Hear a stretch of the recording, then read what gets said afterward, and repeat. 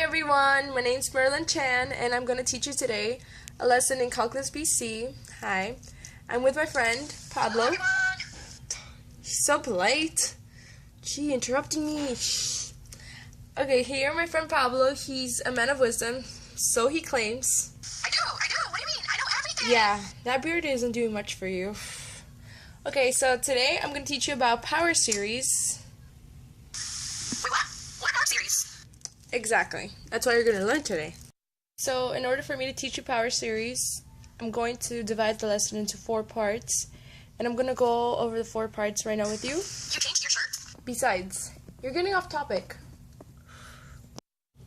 Well, my friend, you'll be fully packed with knowledge once this video ends. Alright, so for a lesson on power series, there are 4 objectives that we're going to go through. And the first one is we're going to learn how to understand the definition of a power series. The second one, we're going to find the radius and interval of convergence of a power series. The third, we will determine the endpoint convergence of a power series. And the fourth and last one, we would differentiate and integrate a power series. Okay, so we're going to start by understanding the definition of a power series. The power series are the most important types of series, and they're the ones that the AP exam concentrates on the most. Okay, first we're going to see the definition of a power series. This one. It's a little different here because it has a different concept where x is a constant instead of a variable. And as you can see, we're starting from n equals 0 to infinity rather than from n equals 1 to infinity. This is because the first term is our constant. Alright, so the definition of a power series is a summation from n equals 0 to infinity of a sub n times x to the n equals a sub 0 plus a sub 1 times x plus a sub 2 times x squared plus a sub 3 x to the third, and then so on. Alright, so the next definition that we'll learn is the definition of a power series centered at C. It goes from 0 to infinity, the same as the last one, and it's a sub 1 times x minus c to the n power equals a sub 0 plus a sub 1 times x minus c plus a sub 2 times x minus c squared, and so on, and you continue with the same thing as your n increases. Alright, so if you guys are a little confuzzled about this whole centered at C thing, it's pretty simple, and I think it's the easiest thing about power series. Alright, so we have this series of summation of from n equals 0 to infinity of x to the nth over n plus 1. And what we simply do is that we get this, the x, and we set it equal to 0. Alright, so this is a simple one, x equals 0. So we conclude that this power series is centered at c equals 0. Alright, so I'm going to the next one. Shh, don't look at that. Alright, so example number two says that we have our series here, summation of n equals 0 to infinity of negative 1 to the n times x minus 3 everything to the nth power. Alright, so again what we do is that we get this and set it equal to 0. So we get x minus 3 equals 0, and then we get x equals 3. So we conclude that this power series is centered at c equals 3. Alright, so our next step is to find the radius and interval of convergence of a power series. Alright, so a power series in x can be viewed as a function of x, where the domain of f is where the power series converges. The main key is to determine those domains. Alright, so for a power series centered at C, precisely one of the following is true. You have 3 options. It's either the series converges only at C, or there exists a real number r is greater than 0 such that the series converges absolutely for the absolute value of x minus c is less than r, in other words, for some open interval negative r to positive r, or it will diverge for x minus c, the absolute value of that, greater than r, Or number 3. The third option is the third option is for the series to converge absolutely for all x. So, in other words, from negative infinity to positive infinity. Another thing that we have to keep in mind is that C always lies in the domain of F. Right, so, to prove that C always lies in the domain of F, we can see that the domain of a power series has only 3 basic forms. A single point, where the only point is C, which is that the series only converges at C. An interval from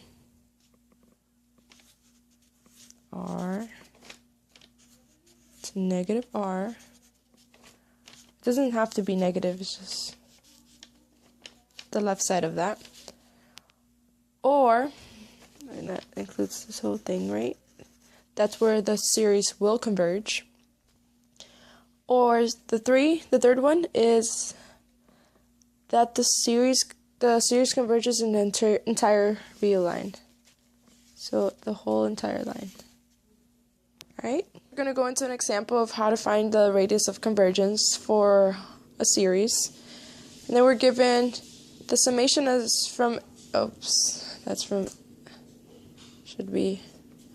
from 0 to infinity of 4x to the n over n squared. Alright, so first what we do is that when we're trying to find the radius of convergence, first we apply the ratio test to our series. And if you guys don't recall the ratio test, you just take the limit as n approaches infinity of your series. And what you do for every n is that you just add 1. And then you multiply it by the inverse of the series. So here you have 4x to the n plus 1 power over n plus 1 squared times this flipped, which is n squared over 4x to the n power. Alright, now we're going to simplify. And here what we did is that and the 4x to the n's crossed out, so we're left with 4x. And then we multiply and we get n squared over n plus 1 squared times 4 to the x.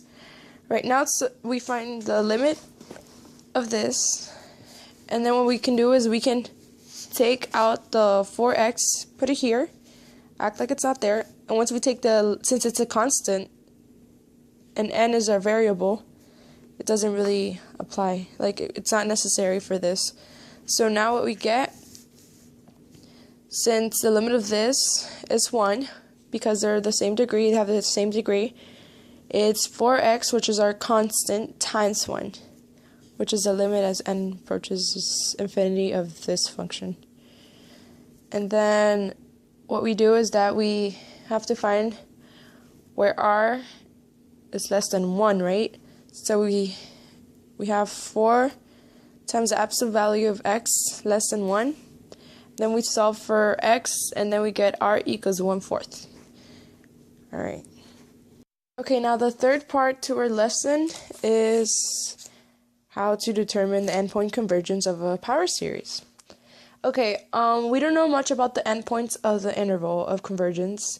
We know the series converges for all the values within the interval, but we now have to test each endpoint individually for convergence or divergence. And that's what we're going to do next. Alright, now so we're given a series, and it's right here, the summation of from 1 to infinity of n over n plus 1 times negative 2x to the n minus 1 power. So like we did previously, we apply the ratio test to this series, and we have the limit of, as n approaches infinity, of the equation of, okay, we add 1 to every n.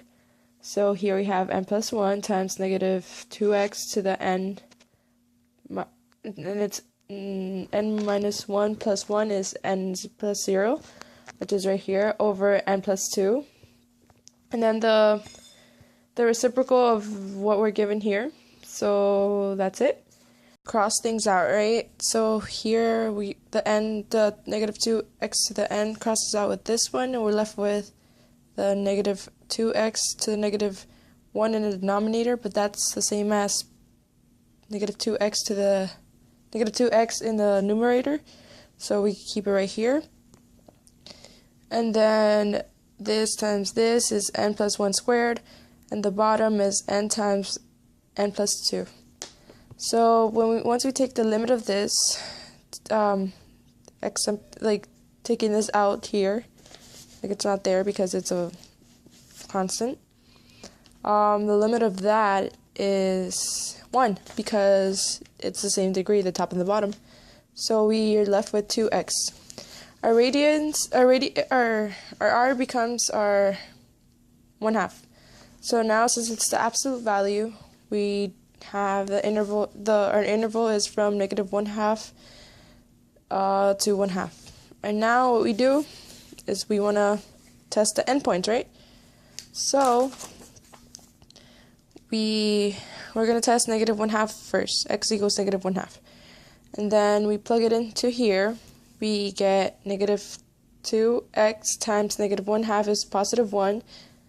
To the n minus 1 power is just 1.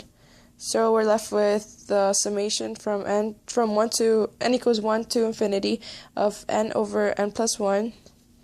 And we can use the nth term test. Nth term test. And we're left with, since once we take the limit of that, since it's the same degree, it's 1. So 1 is not 0. So the series diverges. And now we test x equals 1/2. And then once we plug it in, negative 2x times positive 1/2 is negative 1 to the n minus 1 power times n plus 1. And this is an alternating series. So there's 2 tests to the alternating series, and this doesn't pass the first one, which is taking the limit of that, which is also 1, which is not 0. It's not equal to 0. So by the alternating series test, this series diverges. So now, since we have tested both endpoints and they both diverge, meaning they are both not included. Oops, where are you going? So our interval, it's just negative 1/2 not included to 1/2 not included. And that's how we find our endpoints. The next section that we will be covering is differentiating and integrating a power series. Function for a power series here, and then to derive it, we simply carry the n to the front and then subtract 1 to the exponent. In other words, we integrate. We simply add 1 to the exponent, and then we we multiply the function by the reciprocal of the exponent, which in this case we're dividing by n plus 1. We're going to find the integral of convergence of f of x, f prime of x, and integral of f of x. And for the first one, we apply the same process, and we get that f of x converges from negative 3 to 3, both non-inclusive. And now we take the derivative of this function. We end up with this, and we apply the same process, and we find that they have the same convergence as f of x.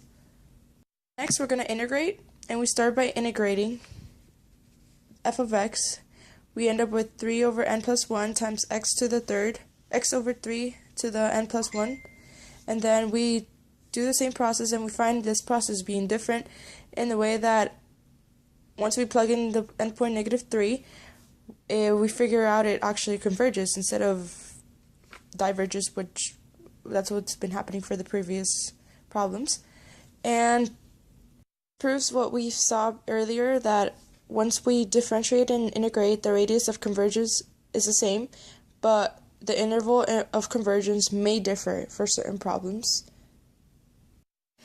Thank you, and I hope you enjoyed. Bye, guys.